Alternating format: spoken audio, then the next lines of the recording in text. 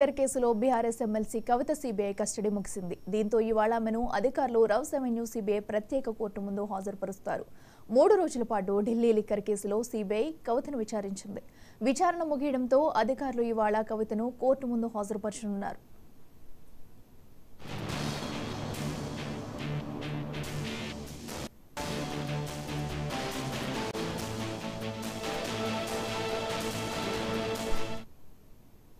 కవిత CBI custody ఆదివారం సాయంత్రంతో ముగిసింది. దీంతో సోమవారం ఉదయం 10 గంటలకు కవితను రౌస్ అవెన్యూ కోర్టులో హాజరుపరుస్తారు. 3 రోజుల కస్టడీలో కవిత వెల్లడించిన పలు అంశాలను సీబీఐ కోర్టుకు చెప్పే అవకాశం ఉంది. విచారణకు కవిత సహకరించలేదని సీబీఐ భావిస్తే మరో 4-5 రోజుల పాటు కస్టడీకి ఇవ్వాలని న్యాయమూర్తిని కోరే అవకాశం ఉంది.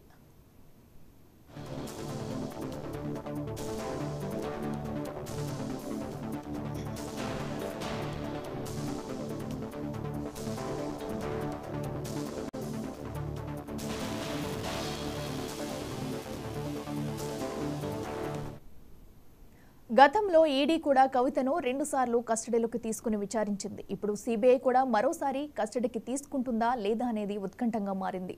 సీబీఐ కస్టడీకి కోర్టు అంగీకరిస్తే కవితను మళ్లీ సీబీఐ హెడ్ ఆఫీస్కు తరలించనున్నట్లు సమాచారం. ఇదే అంశానికి సంబంధించి మరింత సమాచారం మా రీజనల్ కోఆర్డినేటర్ రాజ్ కుమార్ అందిస్తారు. రాజ్ కుమార్, చెప్పండి, కవితకు సీబీఐ కస్టడీ అయితే పూర్తయింది, తదుపరి ఏం జరగబోతుంది? అఖిల, ఇప్పటికే సిబిఐ 3 రోజుల పాటు కూడా కవితను విచారించడం జరిగింది. ఆ సిబిఐ సంబంధించి ఈ కోర్టుకు సంబంధించి ఇప్పటికే కవితను మళ్ళీ custody కోరనుంది CBI.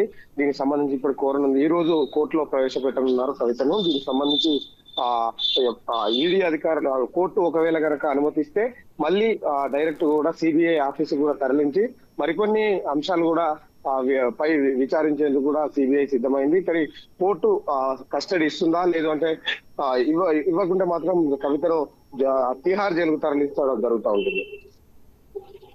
Okay, right Raj Kumar, thank you.